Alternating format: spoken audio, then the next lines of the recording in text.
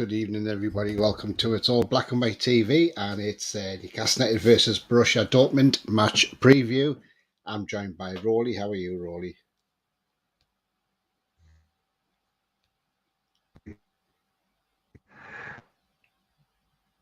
I can't hear you.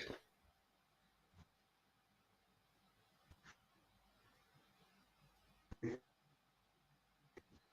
think we seem to be having trouble with Rolly's audio because I can't quite hear him.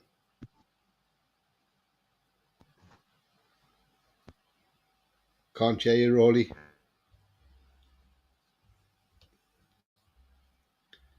No?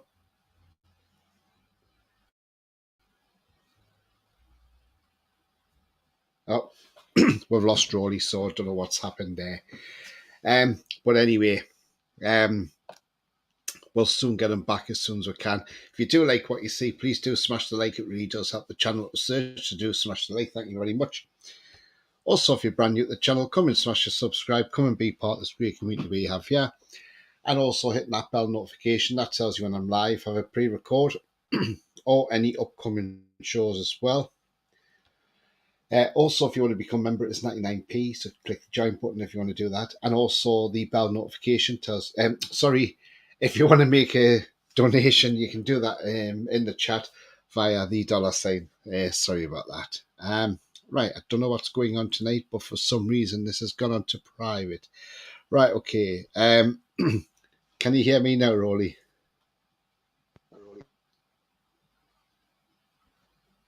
I'm still not picking you up. Don't know what's happening here. Seem to be having a few issues tonight, and I'm not sure what's happening. I'm not picking you up, Rolly. Don't know what's going on tonight. There seems to be a bug in the system tonight. I don't know what's happening. It shouldn't. For some reason, this isn't on. This isn't shown public, and I don't know why, because it should be. Let me try and sort this out as well, because I do not know what's going on here. Right, okay, so I've updated that now. So hopefully, once this updates, I may get my viewers back because I've got nobody on. Okay, so Rolly's gone for the minute. We'll get him back on as soon as I possibly can. Right, okay. Don't know what's going on here. Let's hope that I'll start getting some viewers now. Hi, Rolly. Can you hear me? I can hear you. Can you hear me? I can now. Yes. Oh, thank God. Well, I don't know what's happened with the channel tonight because it's gone on private for some reason. I've had to go back on and make it public, so I don't know what's happened. But I've got a feedback here, so I'll have to put you on mute, Rolly. Okay, no worries.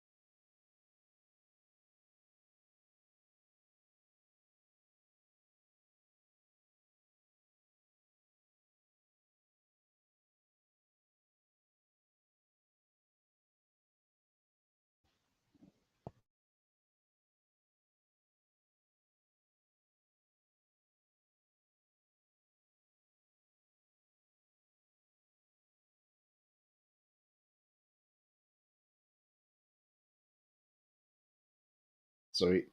Rolly's having some difficulties at the moment, so let's see what happens. And my mic was on mute. I don't know what's happened there. Okay.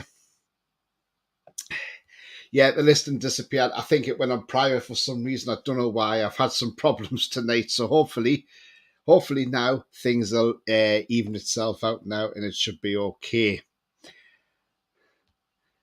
John says, evening, Rolly. Hope you're well.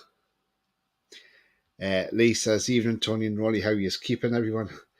Having a bit of a technical problems tonight, but think now, hopefully, they are sorted out. So I do apologise for anybody who watches us. No sound. Yeah, the sound's back now, so I hope you can hear me now. Good evening, says Julie. Good evening, Julie. Hope you're well. Wrong account. Be right back. No worries, Julie. Sound's gone. Sound's here. Copenhagen's just hit the post, says Beer. Good evening, Julie.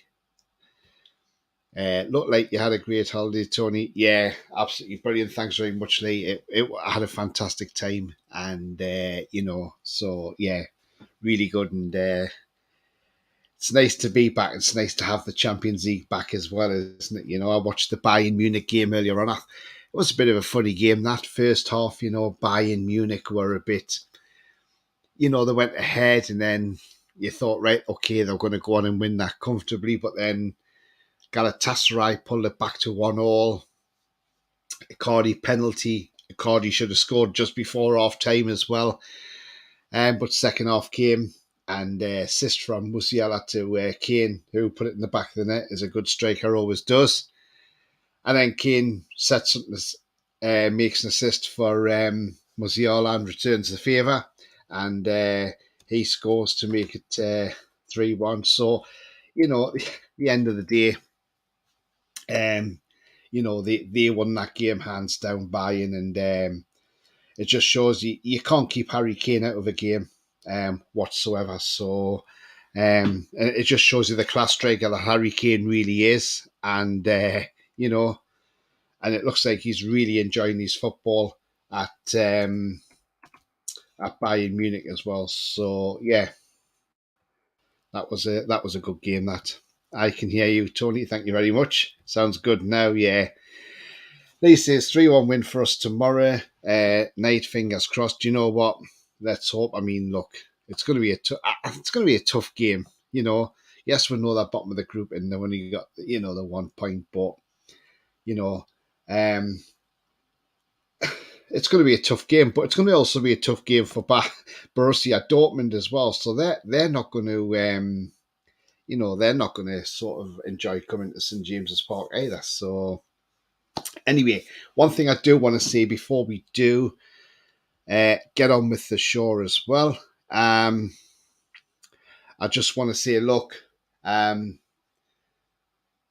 we saw some sad events today, and no matter what rivals you have with different clubs and things like that, at the end of the day, as a football community, we all come together and we all. So Bill Kenwright, the Everton chairman, who's been at Everton quite a long time, since 1989. Sadly passed away at the age of 78. Now, when these stories started emerging, I was a bit like, well, are you sure? Because he's only just come out of hospital a couple of weeks ago after having a tumour removed from his liver. But it seems as if things have took a turn for the worst. And look, I just want to say, look, I know we slate Everton, call them Scouse Mackhams and all this. But what I do want to say is it's a very sad day that this guy has died. He's done a lot for Everton, and he's took a lot of flack off their fans as well. So I just want to say, it's sad to see the guy's passed away, and we send our condolences to his family as well. And yeah, so sad time for Everton Football Club. For the passing of Bill Kenwright at the age of 78 years old. So there we go. And just as I was speaking about that, Leicester City are now 1-0 up against Sunderland. They've just took the lead, and James Justin has scored with a headed goal from the corner. So there we go. James Justin has scored for Leicester, and they lead Sunderland 1-0. So the Mackhams are losing.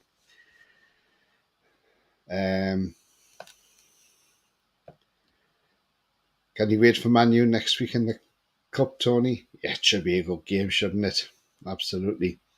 David says, evening, Tony, did you have a good time? Benton, I can't wait for the match tomorrow night. I fancy 4-1.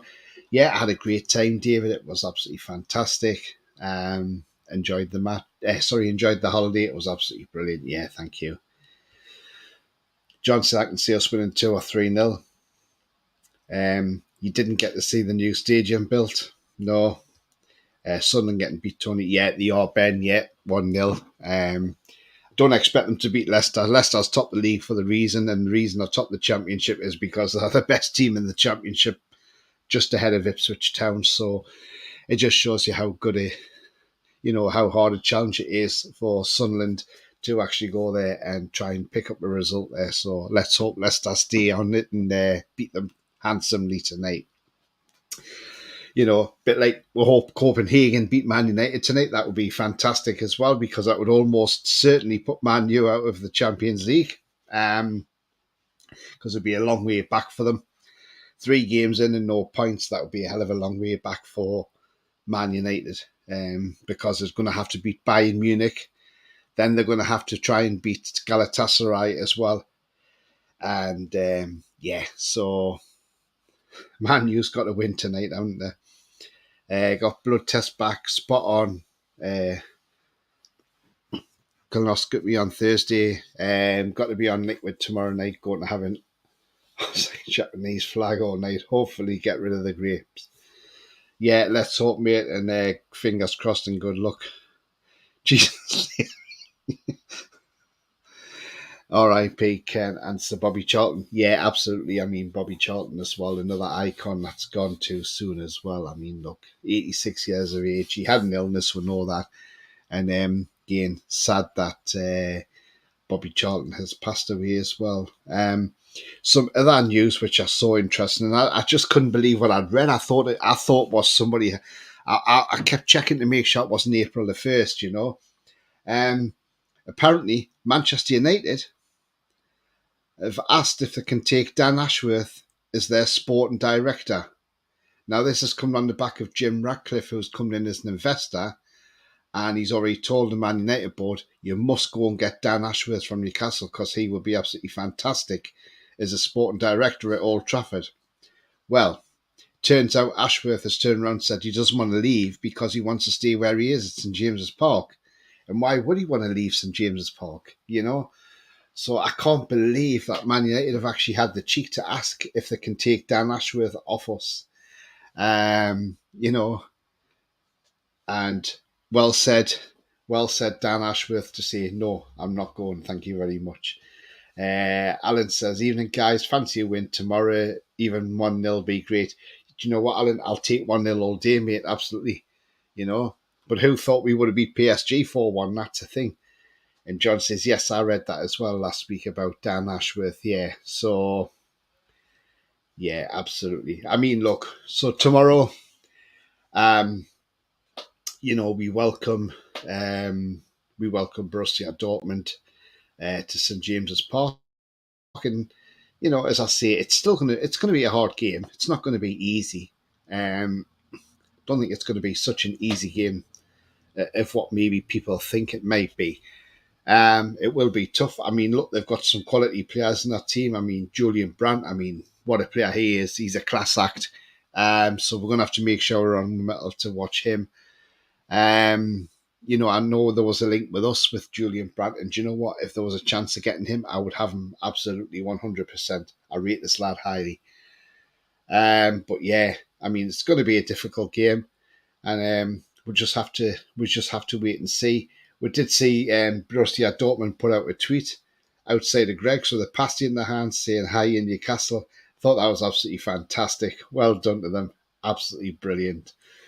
Lee says, Dan will laugh at Man United. Man U getting a guy called Paul Mitchell for sporting director now, standing next to Ten Hag, look like the Mitchell brothers. Probably will. Rawley, tomorrow night we'll play Dortmund. What's your thoughts on the game? And just before I come to you, Rawley, actually, in fact, look, we know there's the Tonali saga going on at the moment. Now, there was various reports that he's getting a 10-month ban. Now, this still hasn't been decided because the lawyers are now fighting this, apparently, and are appealing for something lesser as well. So apparently there might not be even a decision till at least Thursday now on this, because it's still with the prosecutors at the moment in Italy, which means he is available, to start tomorrow night and play tomorrow night. So we've still got him tomorrow night to play. So again, as per Sky, we just have to wait and see what happens on this. But I mean, look, we'll just have to wait and see what the lawyers say. If they are fighting this, and who knows, they may do some sort of plea bargaining.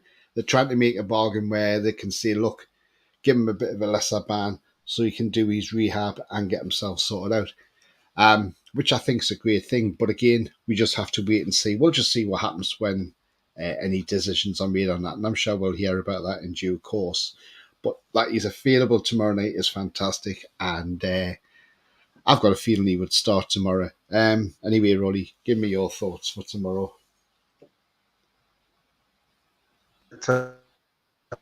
Uh,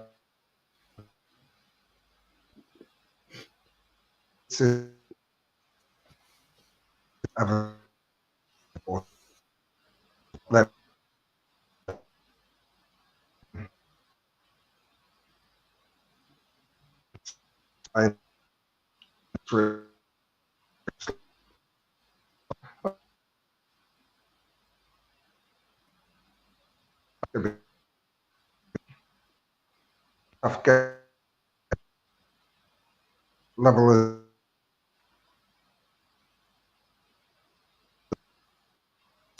I'm having trouble with your audio, Rolly. It's breaking up. Is anybody else can hear Rolly fine, or is it just is it just me, or is it anybody else that's having trouble hearing Rolly's audio? Sound issues, yeah. Julie's saying the same as well. Rolly, you've got sound issues, mate.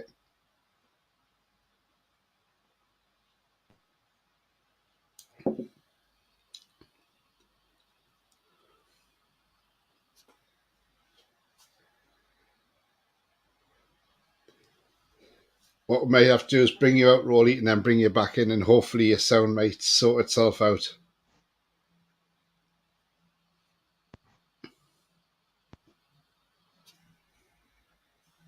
We can't hear you.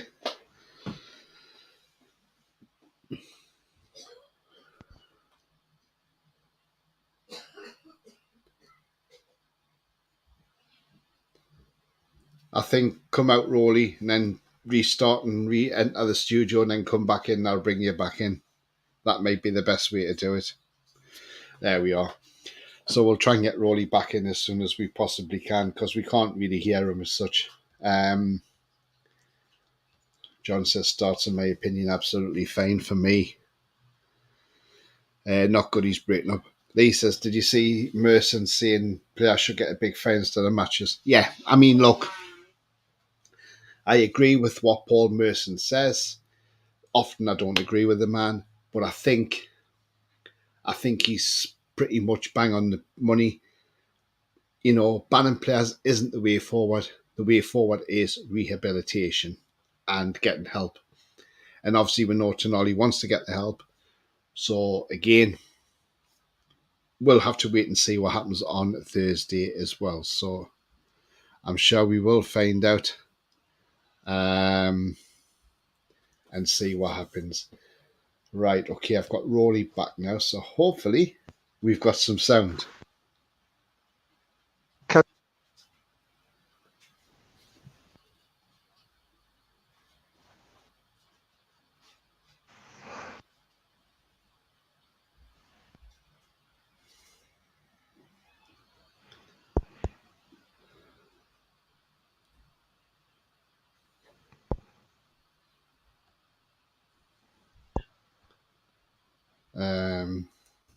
We're still getting no sound from Rory.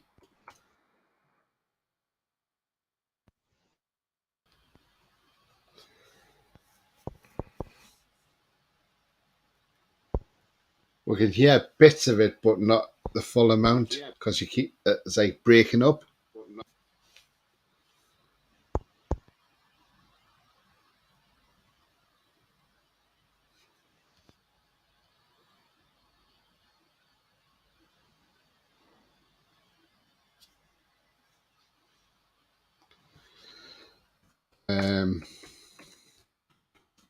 Yeah.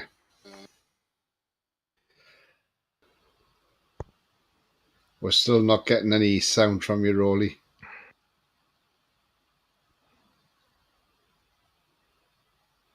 Toon says you sound like Robocop.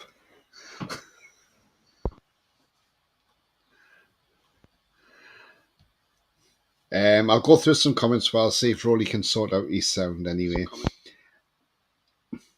Alan says, Sky said about 6 hours ago from their sister station in Italy. Yeah. Evening Tony says, Ian, good evening, Ian. Hope you're well. I think,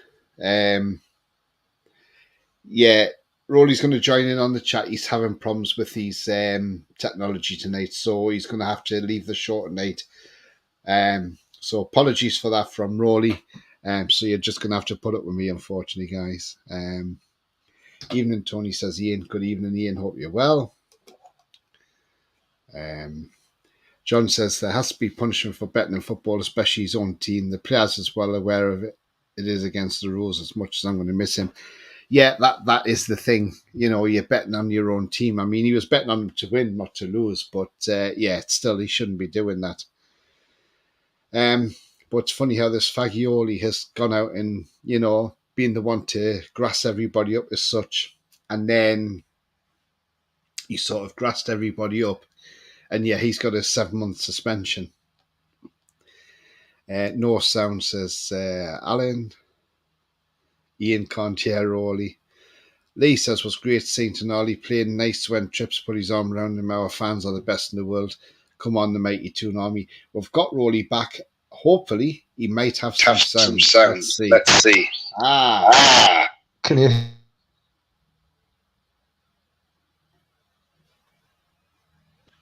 you hear me? I'm just having terrible connection issues at the moment.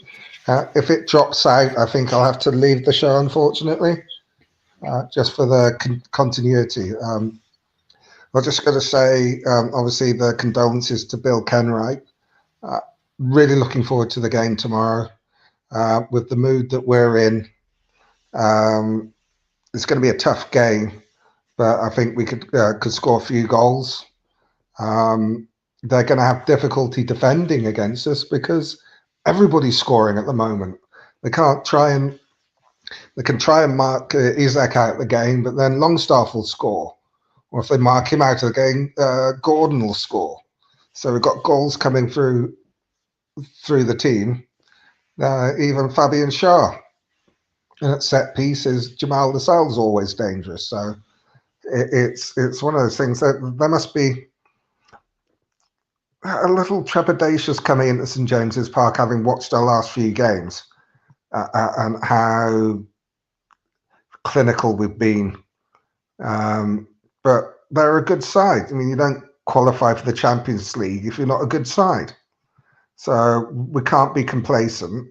It's like I say before Premier League games, you've got to turn up or you'll get beat. I've no doubt in my mind we'll turn up. It'll be a tough game, but if we get a quick start, we can do a number on them. It's just so good being able to talk about the Champions League and all my Sky's friends are either battling relegation or playing on Thursday nights. It's great. And it's also good that the Mackhams are losing, and hopefully Ipswich will go up, because that'll be good for you, having a close away game to go to.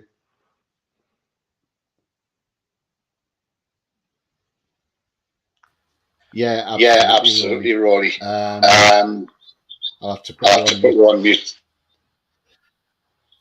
Sorry, Rolly, because there's a lot of echo coming back, so I'll have to put you on mute. Yeah, I mean, just looking at local games as well, Gateshead are losing 2-0 away to Rochdale without Mike Williamson as manager, because obviously he's now at Milton Keynes Dons, who are now winning 2-1 as well. So he's first game in charge of Milton Keynes Dons is going the way for Mike Williamson, and we wish him all the best at Milton Keynes Dons. You know, shame he's left Gateshead, but there again, sometimes manager stocks rise and they have, at the level. So good luck to Mike Williamson. Good servant for us as well in the times, at dark times in our club. So, he did what he had to do when he was at our club. Rolly's having dongle issues, says Toon. What do you think will happen to Tonali? Do you know what, Trevor? We don't know. That's the thing. We do not know. There was reports he was on a 10-month ban, but then they said that his lawyers are now seeing if they're going to try and they're appealing it and things like that. So I don't know what's happening. We'll may find out more during the end of the week. Trevor says he must be watching the crap Man U game. Fagioli was in massive debt, 3 million, so grassed himself and everyone else up. Yeah, he did, didn't he? Absolutely. Here, Rolly now. Alan says, depend on the ban. Do you think the transfer market in Jan, Neves, Saudi club on loan? Do you know what? That wouldn't surprise me. It wouldn't surprise me. Yes, all the conspiracy people will be out, well, you can't do that, you can't do this, you can't do that. Well, nobody says you can't, Chelsea own, have a stake in Strasbourg, and they were sending players on loan there, so there's no rules to say you can't do that. I can't see us going into a Saudi loan saga. Can you just imagine the salt we would get? Do you know what it is, John? Why? The thing is, at the end of the day, we're not doing anything wrong. It's, at the end of the day, there's other clubs out there that own clubs elsewhere and they loan players out left, right and centre and get them in. So, look at Man City, they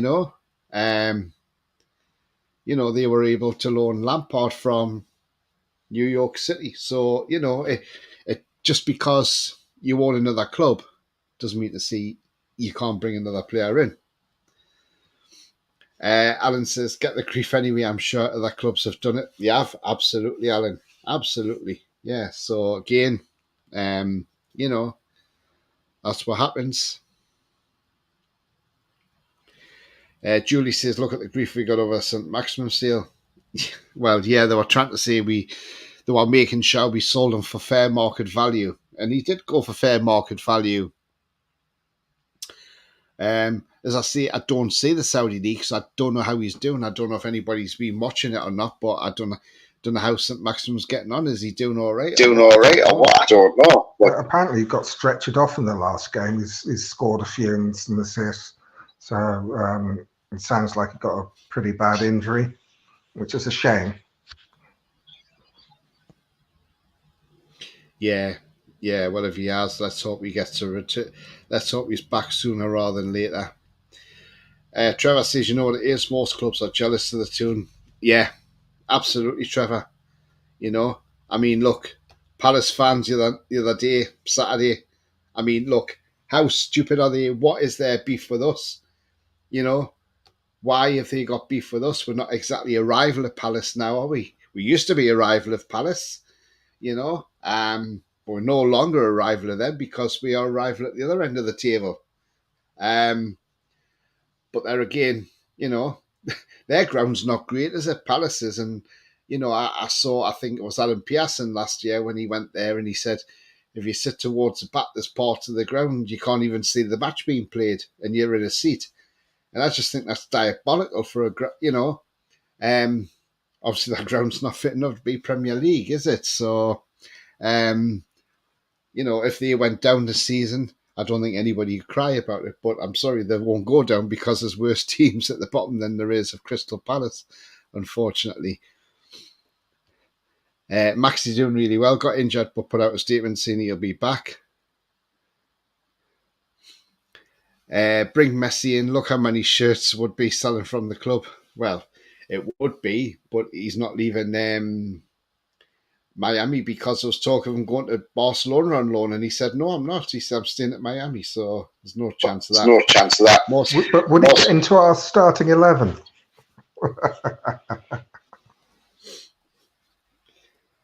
He'd get into anybody's starting 11. Messi would. Quality player. Most clubs will run that Saudi dosh. Absolutely, Julie. And the thing is, look, Dortmund have got some interesting players. You've got Marco Reus. He's not a bad striker. You've also got Emery Chan, who we all know played for Liverpool, of course. And obviously, like I mentioned, Julian Brandt. But there is one player I'm interested in seeing tomorrow night. And it was a player that was linked to us for quite a long while. And I think it was during the first January window, or it may have been the summer. I can't remember now. I think it was I think it might have been the first January window along with Botman. But we seemed to be linked with this player, and then he ended up going to Dortmund, obviously, in that summer. A player called Nico Schlotterbeck, centre half, and we were linked with him. So it'll be interesting to see how Nico Schlotterbeck gets on tomorrow night against. It'll probably be Isak, I would imagine, and Gordon. And I think Almiron will probably start tomorrow, in all honesty, as well. But yeah, so it'll be interesting to see how he does tomorrow night. Because we were linked with him for quite a long while. You know, so, but we didn't get him. And as Julie says, he's a very good centre half. He is. He's absolutely brilliant. I would have had him, but I think we went for him as an alternative to Botman at the time because we couldn't get Botman in the January. So we looked at Schlotterbeck as well, but we couldn't get him in either in the January. But yeah, I would have had him with a drop of a hat as well. So, he is quality. Do you remember us being linked with Schlotterbeck, Rolly? I mean, the name rings a bell, but we got linked to so many players. And I know that Botman was our number one target, and then it was Diego Carlos. I think it's in when we couldn't get either of those two at the beginning of the window that we looked at him, but I don't know an awful lot about him. I just vaguely remember the name.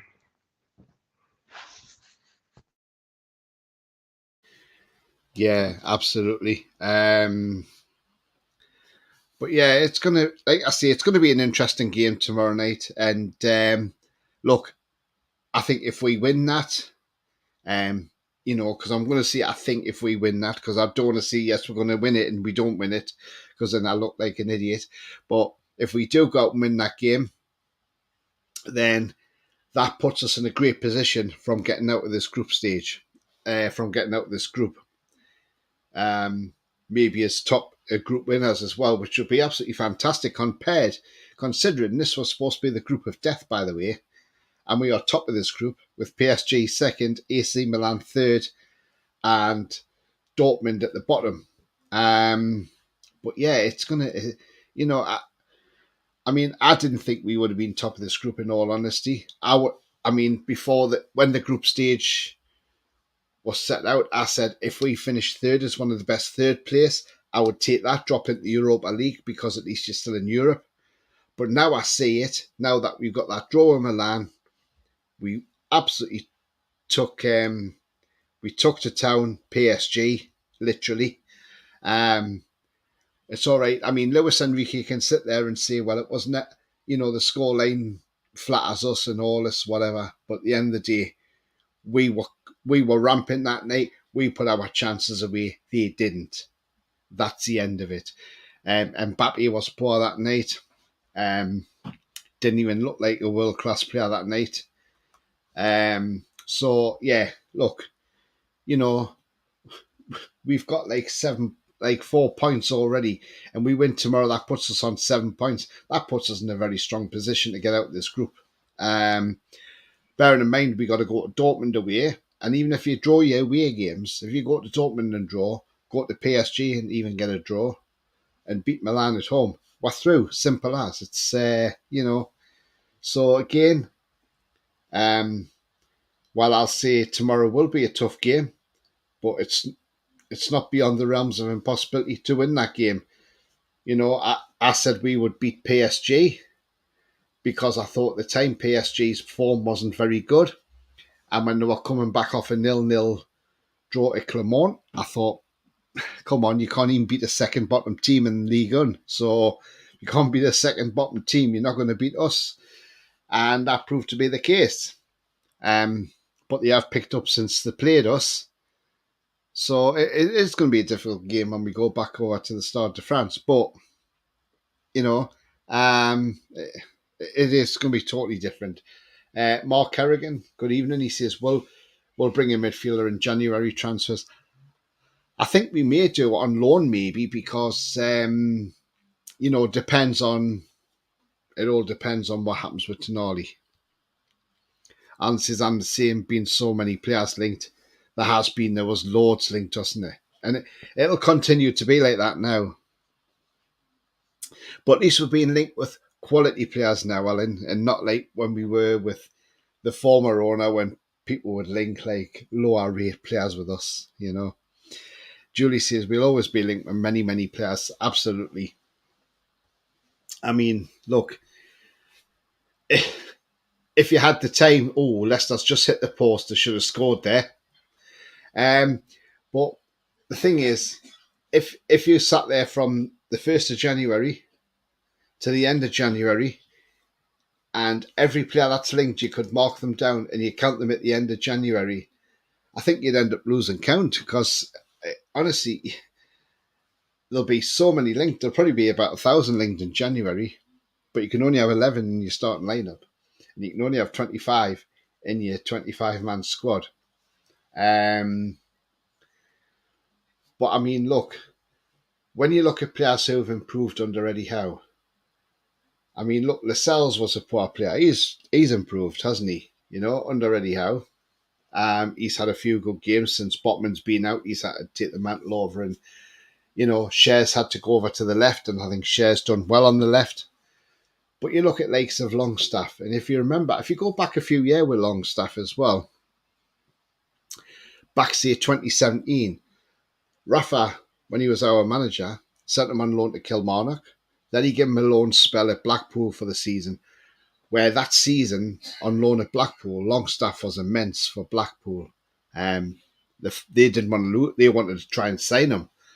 And he came back at the end of that season and into pre-season, and Benitez gave him a new 4-year contract and said, he's going nowhere, he's going in my starting lineup. And look at the player he was under Benitez. He lost 2 years of his career under Cabbagehead, unfortunately. But once Cabbagehead went, Eddie Howe brought him back in, and he had to build his confidence and build him back up to where he was under Rafa Benitez. Now then, the thing is Longstaff a better player now than he was under Benitez, or is he at that level where he was for Benitez? Because under Benitez, Longstaff was a class player, and he was linked with Man U for £50 million at one.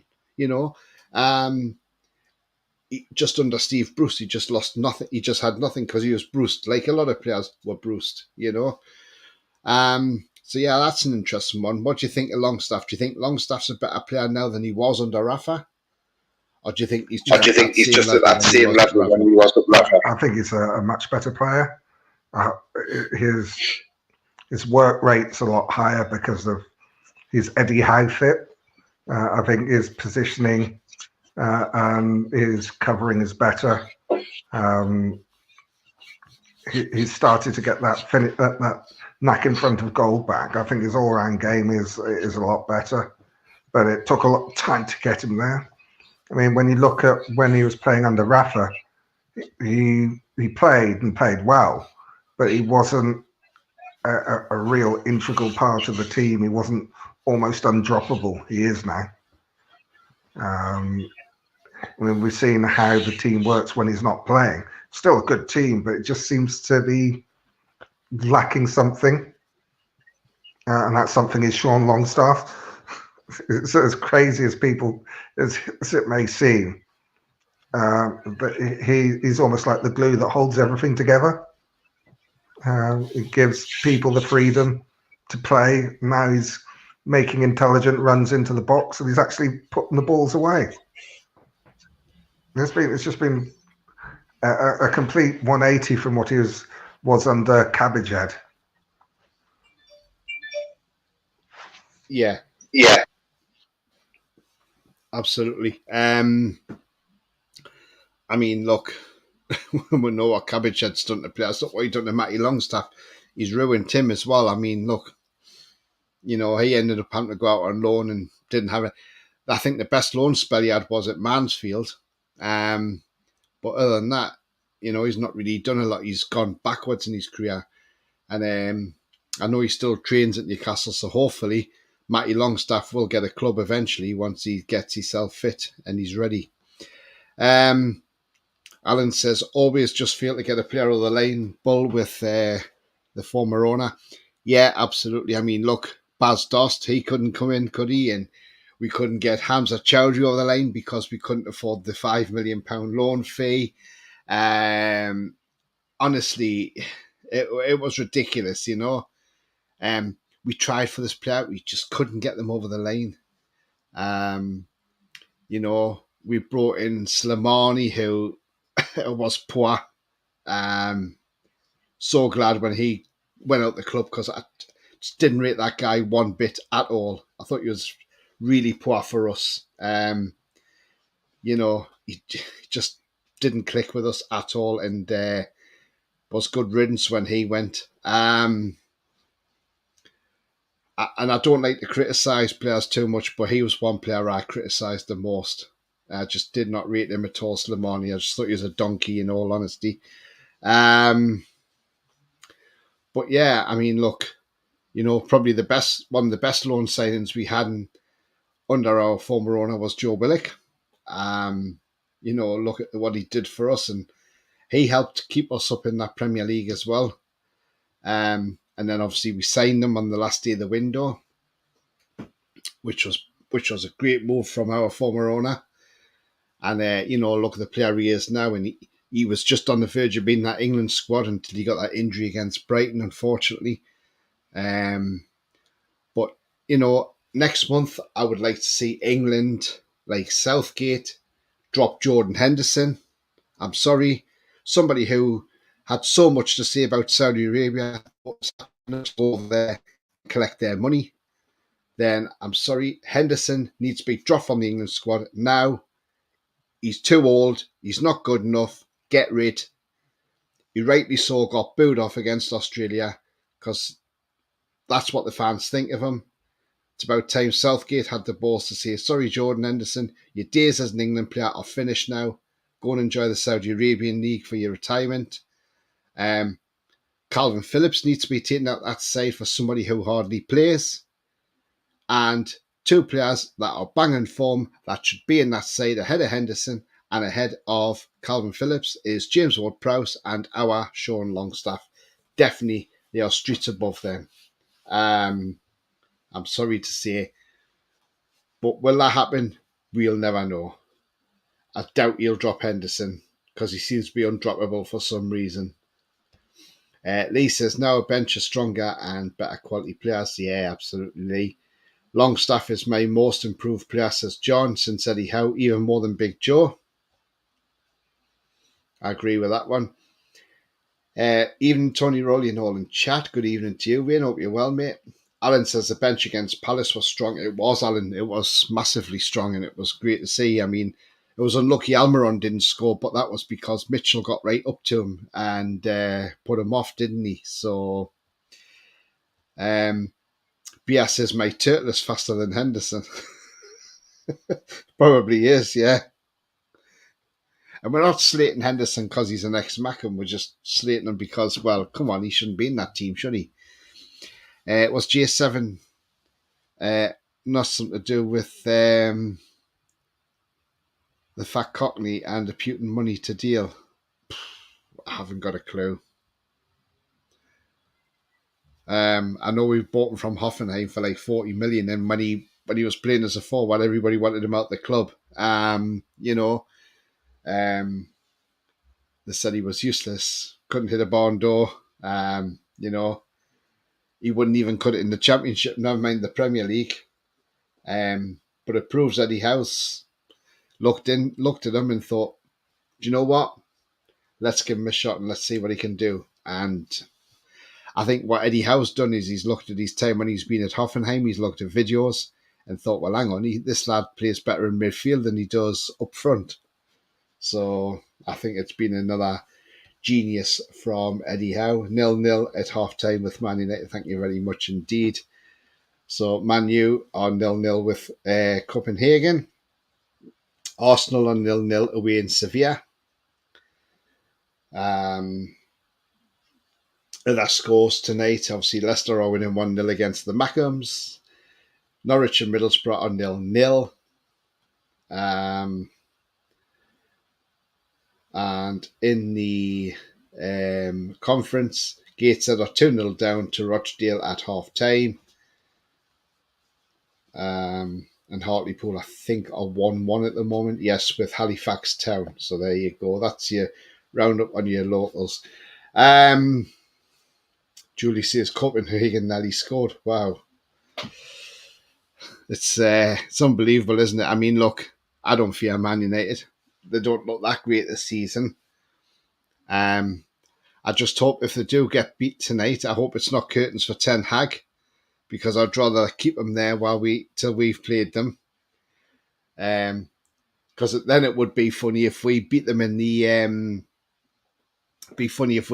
Carabao Cup, but we beat them say 3 or 4-0, and the next day Ten Hag sacked, because then Eddie Howe say bye bye to another manager, because Eddie Howe's good at getting managers sacked. It's a really good trait that Eddie Howe's got at the moment. So that may be another one that Eddie Howe waves bye bye to. It's waved bye bye to plenty managers. Alan says it was fate. I'm sure player got sent off and J7 played in midfield since then. Yeah. Ajax need a new manager.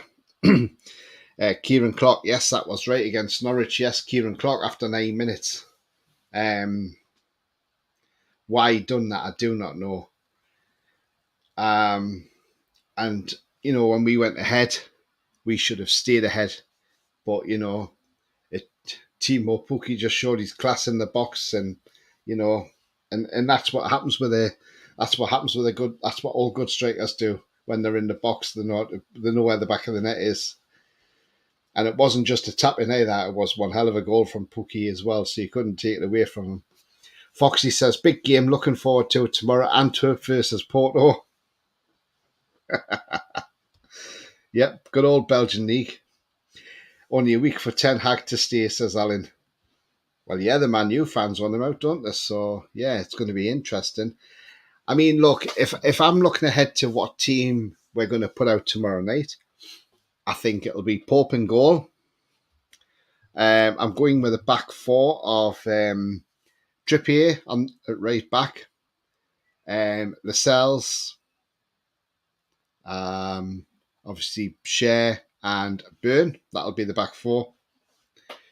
Midfield three, I think, will be Longstaff, Bruno and Tonali. And then I think the front three will be Almiron on the right for Murphy. I think Isak comes in up front ahead of Wilson, which seems to be the norm on these Champions League games. And on the left, it'll be Anthony Gordon, I would say, starts on the left. I mean, that's all I can. That's the only way I can think the team would line up. Unless if you wanted Tonali to start on the bench, then you'd play Longstaff, Bruno, and J7 in that midfield. But remembering J7's just come back from an injury, so I'm thinking that's why Tonali may start ahead of J7 on that one. I'll just go into some comments and then I'll come to Rawley. Ian says Borough winning. Oh, they're winning now, are they? Yeah. Well, according to the BBC, before they were 0-0, so they must have just scored then, literally as I said it.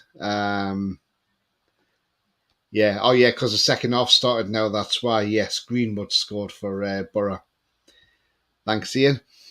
Julie says 10 pants Hag won't last long with Ratcliffe buying into the club. Julie says it could either be Longstaff or Tonali.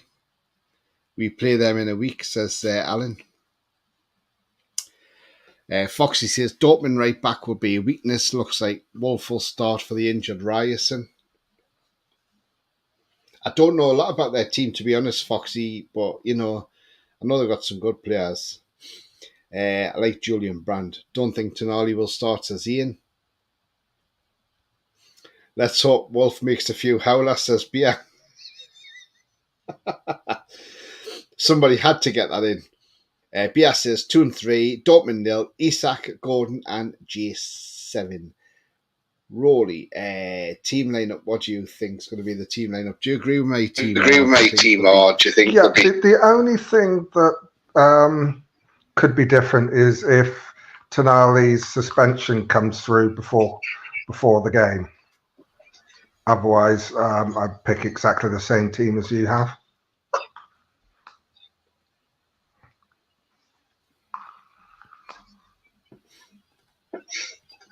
Yeah, I think that's a strong team. Yeah. So if Tonali's not banned, I think you start him with Bruno and Longstaff in midfield, Gordon, Isak, and Miggy up front, and the back five picks itself.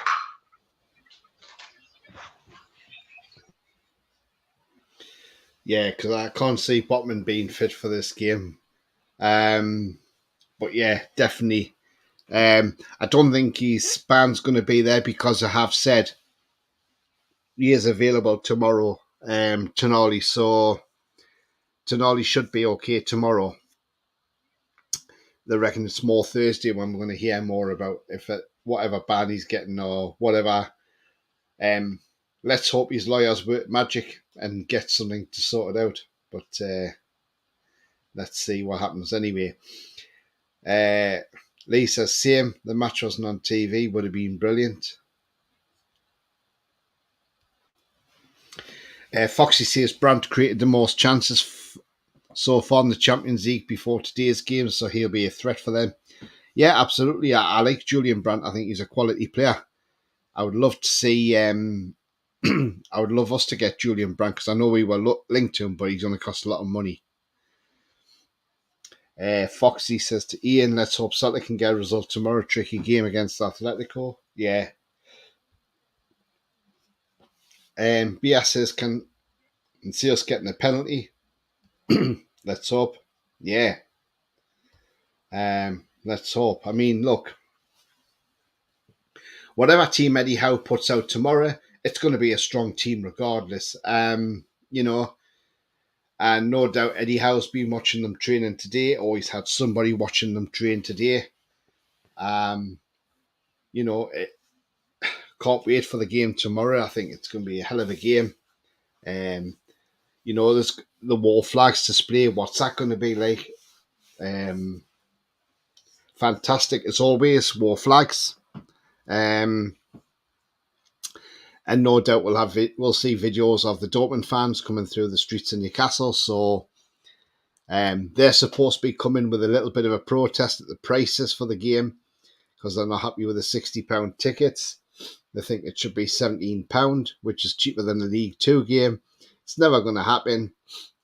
Yes, we know in Germany they pay like probably about £200 a season or whatever it is for a season ticket. But Bundesliga is totally different to the Premier League.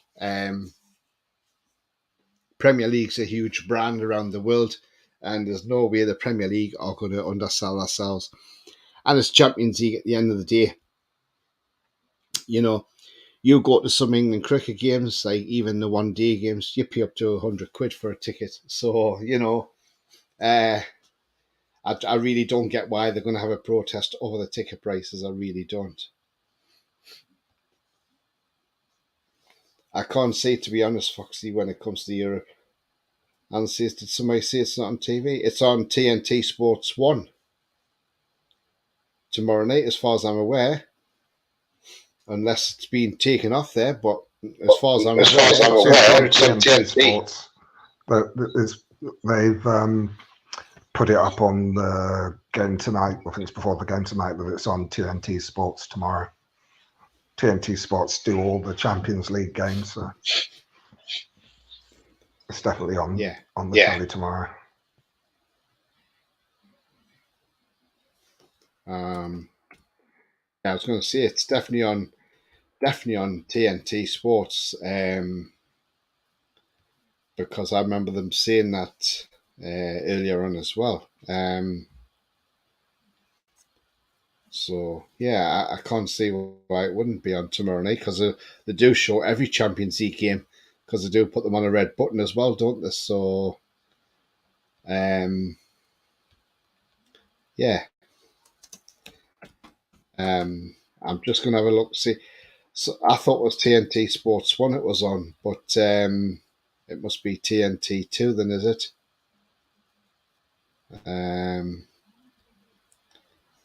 Just having a look for you guys to tell you which channel it's actually on.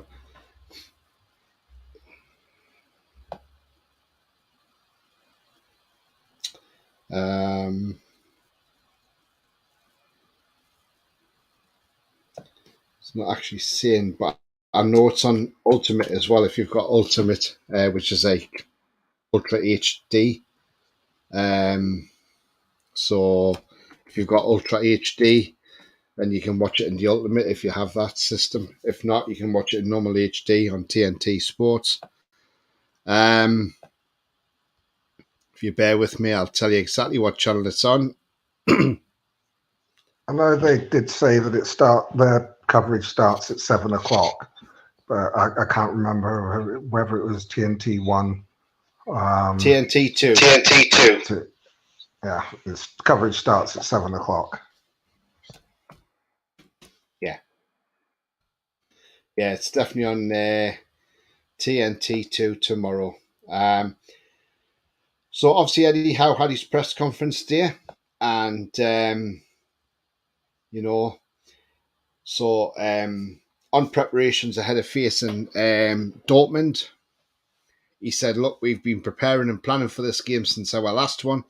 It's a tough game indeed. I think the beauty of the PSG game, looking back, was the whole environment created by the supporters. I think we need to forget the PSG result, take the confidence from it, but forget it and try and create the atmosphere all over again, and for us to try and recreate those energy and intensity levels and quality of our play to try and win the game." So technically, yes, that was a great night beating PSG, but we've got to start again and go back and try and do something to Dortmund, and he's spot on. On facing Dortmund, who currently sit fourth in the Bundesliga after 6 wins from opening 8 matches, he says it's another real top test. This group was always going to be that way, going from AC Milan to PSG to Dortmund. It's great to be involved in, but as we said at the start of the group, we knew this would be a really tough examination for us. This is a key period in it now. We've made a good start, but we can't get ahead of ourselves. We have to focus on what's ahead of us, and this is a pivotal game in the group. And he's absolutely bang on what he's saying there, Eddie Howe, because, it's no good thinking, oh, we've got 4 points, we're going to get out of this group, and then you go tomorrow and you don't win it. So you've just got to do one game at a time. On adapting the Champions League this season, since the Europa League of 2012-13 season, he says, look, it's early days to draw too many conclusions. That's why we have to stay very level and not get carried away in terms of our perceptions of ourselves. We have to prove in these early stages of the Champions League that we're good enough. I still feel we need to be in that mindset going into this game. We have to start from zero every game. We have to impose ourselves on our opposition and do everything we can to try and win. I'd like to think that we're in a stronger position. I think we start with a bit more understanding of the dynamics and what's going to happen to us, what we're going through, but that's why I'm reluctant to draw too many long-term conclusions, because this is only our third game and this will be a big test. And he's absolutely right. We've got to be on the mettle straight away from the kickoff. If we can do what we did against PSG, we should have no problems whatsoever. On meeting former Newcastle player and manager Kevin Keegan at the Tyne Theatre, he says he really enjoyed it. He says, for me, the chance to meet him personally and speak with him and spend time with him was brilliant. He's got such a great personality. He was in really good form, really positive, with a lot of jokes and laughter. I could sense his emotion towards Newcastle, the emotion coming back to him from the people in the room. I'd love to get him back here again at St James's Park in some way to get the supporters to show their appreciation to him too. He was really relaxed and just seemed in a really good place of his life. I just enjoyed being with him, and I'd love to spend more time with him and bring him back to the football club. I mean, look, excellent what we saw from Eddie Howe and Kevin Keegan. That was absolutely fantastic. And you see a lot of similarities with Keegan and Howe, because when you go back to Keegan era, when we got into the Premier League, and a lot of people laughed at Kevin Keegan when he said it, but he said, "Alex Ferguson, I'm coming for your titles." And we nearly bloody did take a title off Alex Ferguson in '96 when we blew that 12-point lead. And people laughed when Keegan said that, Even John Beresford said, when he came to Newcastle to sign, he said to Keegan, "Why should I sign?" And Keegan says, "Well, I'll tell you why you should sign. One, this club is going to get promoted this season. We're going to go back into the Premier League straight away." He says, "And as soon as we're getting there, we're going to finish third. We're going to get in the European place, and you're going to get in the England team." And John Beresford says, "I thought this man was away with the fairies when he was telling me all this." He says, "But the thing was, he was absolutely spot on with everything he said. He did get we're back in the Premier League at the first time of asking. He did get into Europe, and I did get an England team." So he said, he says, I hold my hands up and say I shouldn't have said that about Keegan, but you can understand why, and it's totally understandable, you know. But yeah, absolutely brilliant that. So then Howe was asked about Joe Willock and Sven Botman, as well as Sandro Tonali's status. He says, "Look, Sandro's fit and fine.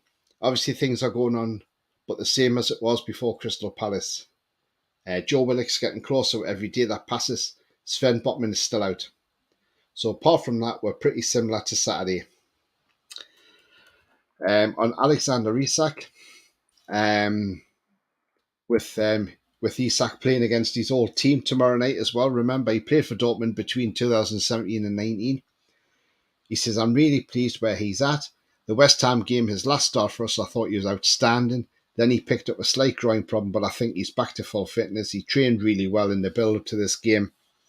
I'm delighted where his career is at and his performances have been for us. I can't speak about his time at Dortmund. That's something I don't have enough information on, but I'm sure Alex will want to do well because it's our next game." Yeah, so I mean, look, Isak will probably be desperate to play that game and score against Dortmund because it's one of his former clubs. He was only a youngster at the time.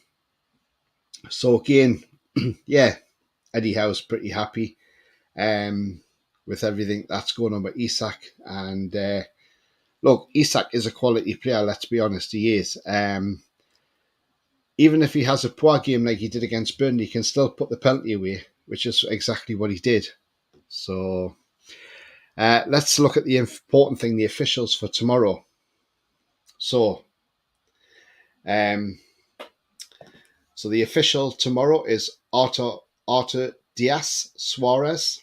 He will be the official for us tomorrow, the referee. He's Portuguese.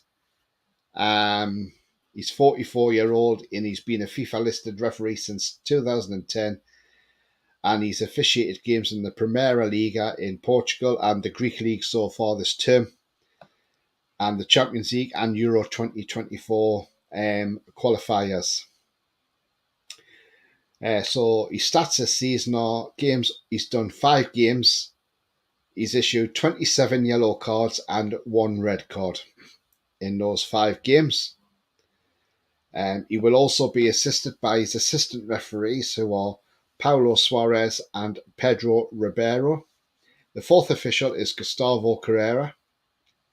The VAR is Diego Martins.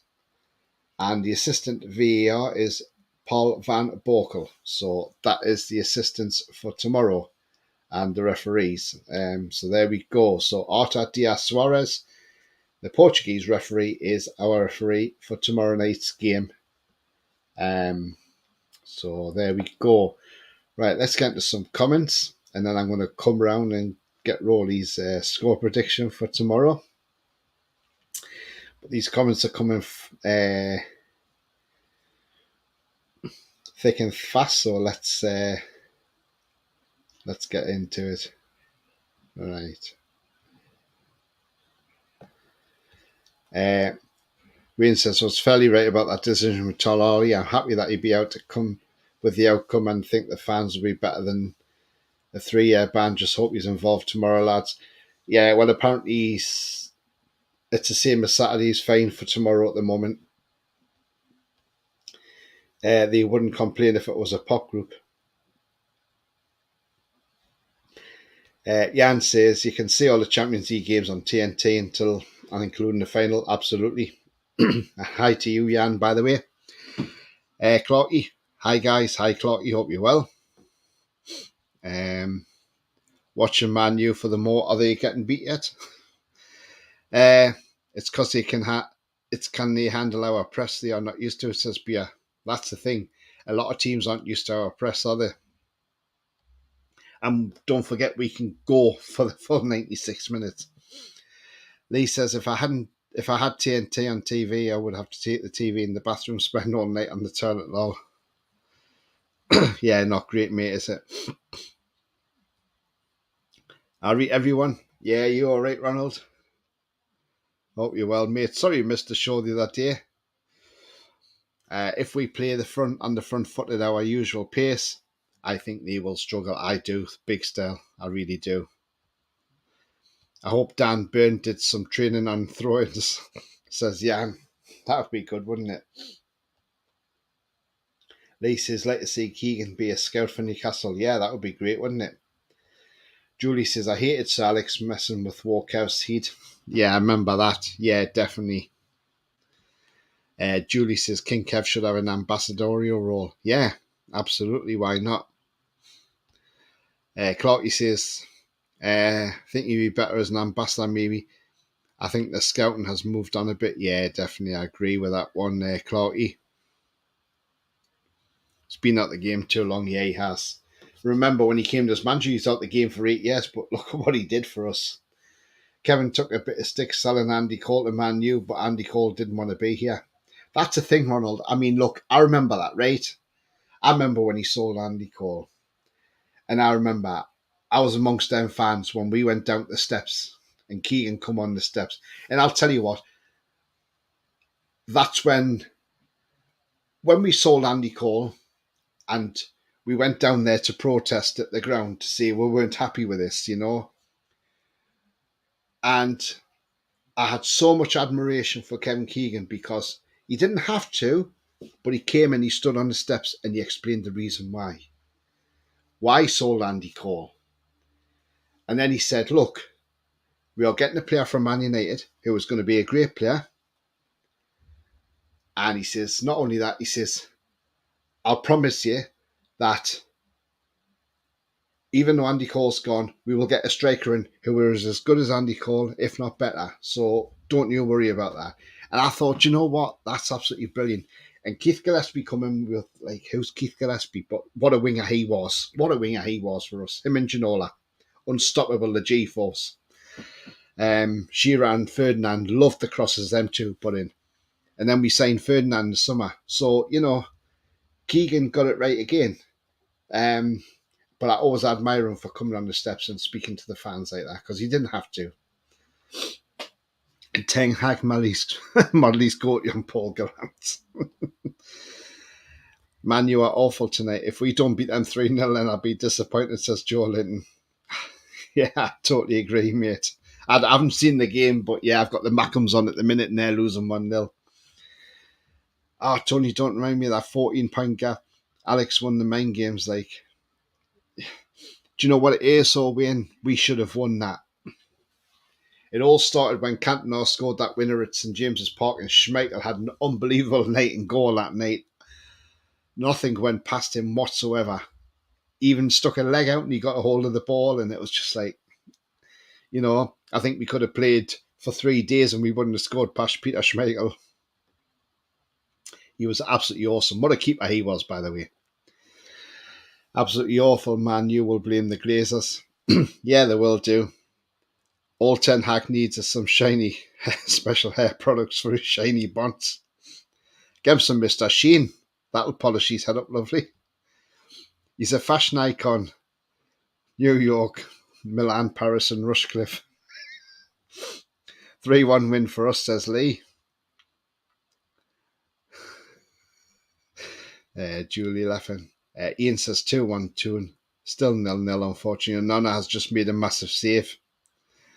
2 or 3-0 for me, says John. Thanks for the spoiler beer. Wayne says 4-0. I'm very confident. Isak 2, Gordon and Longstaff. Not a bad shot, that, mate, is it?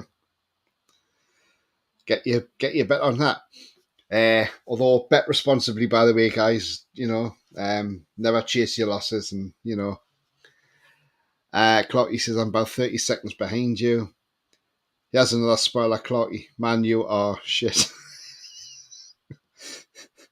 That's a fact. Stop it now. I'd already realised that. Clarky says, "We tell me Maguire is prime, Messi next. Copenhagen's just had another chance."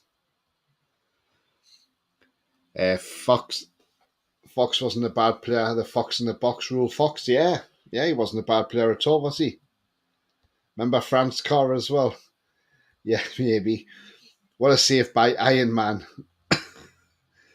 Mackems are slipping a bit, lost at the weekend. Yeah, they are. I mean, lost Stoke, didn't they?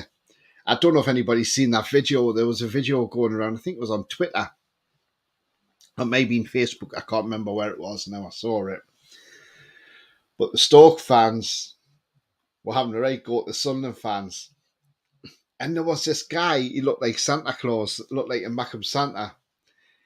And he's really given it to Stoke fans. He must have been in his 50s or maybe early 60s. And the way he was going on, it was just so hilarious. And I just thought, that's Mackem's all over. Absolute idiots. Absolute cockwobbles, But yeah. Oh, I see the Leicester fans haven't lost their clappers. They've still got their clappers as well. Jesus, honestly, them clappers really done your head in the Premier League, didn't they? Anyway, Rolly, I want to know your thoughts. What is your score prediction for tomorrow? I'm quite confident going into this one. I think it'll be a tough game. I think that we try and get out of the blocks fast. I see an early goal, first 10 or 15 minutes.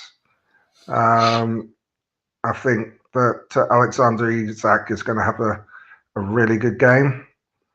I see him getting at least one goal. I think Anthony Gordon's going to be in his element, especially on the high of after scoring at the weekend.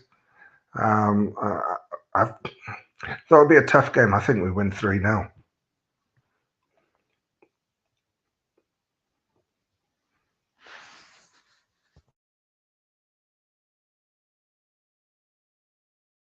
Do you think 3-0?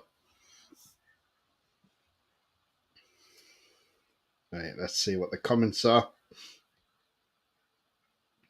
John says, Lock doing the road slip to 8th if the result stays the same. Happy days. Although I do want to play them, I do want us to play them because, one, it's a derby. And two, I just want us to smash them just to shut the hell up that they've got this 6 in a row. They love this 6 in a row, don't they? So, let's play them. Let's smash them and say, stuff your 6 in a row. We've just smashed you, And then we can sing Albert Luki wraps it up to them again. Clark, he says, man, you have come to life, which will make it sweeter when they get beat. Wayne says, bet Tony's already done it, but I always bet within my means. Yeah, absolutely, mate. You've got to. Yeah, definitely. It's the best way to be. Share another class goal, says Lee. Yeah, I wouldn't rule that out. Clarky says the atmosphere from both fans tomorrow will be immense. Also, the War Flags display looks amazing. Yeah, it's going to be amazing as always, isn't it? Ronald says Leicester have their clappers and Sunderland have their slappers. Super and duper. Oh, excellent, Ronald. I like it, mate. I like it, yeah. Gateshead's 2-2, says Ian. Wow, so Gateshead have rallied after half time. That's excellent, isn't it? Yeah. We just want Man United to bloody get beat, don't we? If Man United lose, then that's it.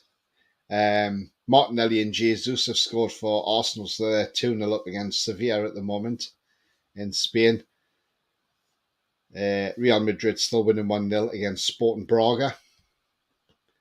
I don't know if anybody's seen their ground. Have you seen Braga's ground in Portugal? It's actually carved out into the mountain. It's amazing. Have you seen the big blue star, the Gallagher flags for tomorrow? I haven't. No, I'll have to have a look. But yeah, it's going to be amazing again, isn't it? And I wonder what the Dortmund players are going to think when they come out to that. But yeah, I think the Dortmund players will come out to that and see what they think of that. I think Mbappe and Cole got to see that first and must have thought, "Wow, what's all this?" Ronald says the Heat were 2-0 down. Yeah, they were. Yeah, it's 2-0 to Madrid now. Cheers, Ian. My missus just said she thinks Man U are playing better.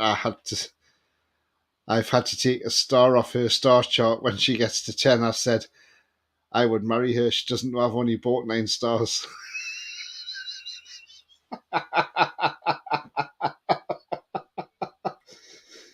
Oh God, BR, honestly. I think that's absolutely fun. That's brilliant, that, honestly. I hope she's not watching this show, mind, because she'll know what you're doing. So yeah, I hope she's not watching, Bia, because if she is, you're in trouble tonight. Because she'll say that star chart. It's only 9 stars because that's what you said. You've only bought 9 stars because we've seen it on the channel. So I just hope your missus isn't watching this, by the way, or somebody's going to be in so much trouble. And they've been, so you best behave, Bia, or you may get punished for the weekend, put on the naughty step. But yeah.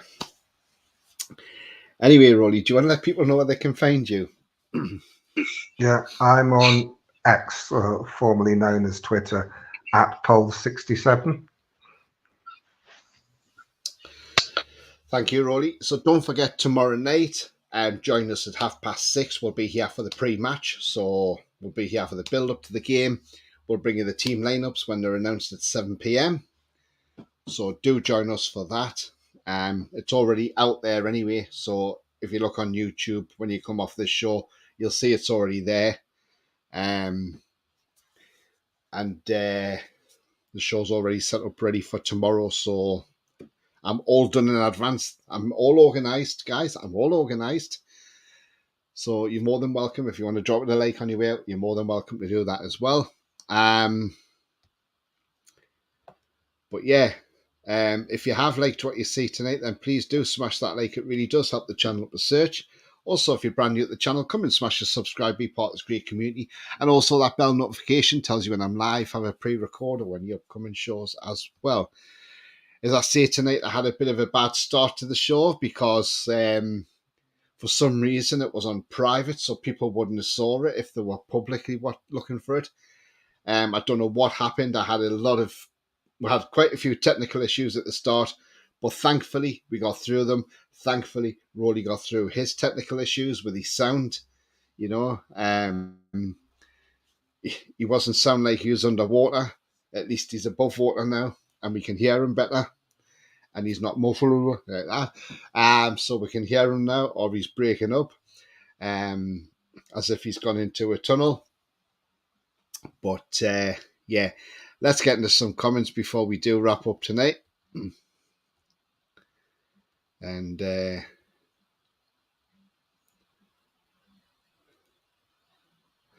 Bia says, I'm in trouble every night. Well, I can quite believe that. Good night, says John. Good night to you, John. Have a good evening, mate. Cheers, Alan. Thanks very much, mate. Ian says, cheers, Tony and Rolly. Great show. Cheers, Ian. Thank you very much. Once we got over all the technical issues at the start, Clarky said, I've got a store you can borrow up here. Yeah. I'm good. Cheers, Clarky. Great show, guys. Cheers, Clarky. Thank you very much. If you have missed it, go back to start. But honestly, wipe the first 6 minutes off because it's a bit of a. Lisa, show's getting better all the time. Tony and Ronnie and everyone, don't forget to hit the thumbs up. Thank you very much indeed, mate. Good night and take care. You too, Julie. Thank you, Ian. Please, if you like what you see, hit the like and subscribe. Cheers, Julie. Thank you very much indeed. Rolly finally got his sound sorted. Yes, he did. Absolutely, Clarky. Ronald says 3 now to the tune. The Morrow, how are the lads? Yes, I didn't give my score prediction, did I? So my score prediction tomorrow, I'm going to say 2-1 because I think it'll be a close game. Julie says 3-1 the tune, but after I said 3-1 against PSG, we won 4-1. So if I say 2-1, we probably win 3-1 tomorrow. Time Tunnel, the place on You Can Talk Underwater, says Lee. Yeah, absolutely, Lee, you can, yes. You can drive underwater, you can cycle underwater, and you can walk underwater. Because you won't get wet. Well, you won't unless there's a leak in the roof. Then you will get wet. But anyway, guys, thank you for joining me tonight, and thank you for bearing with us at the start when we had the technical difficulties.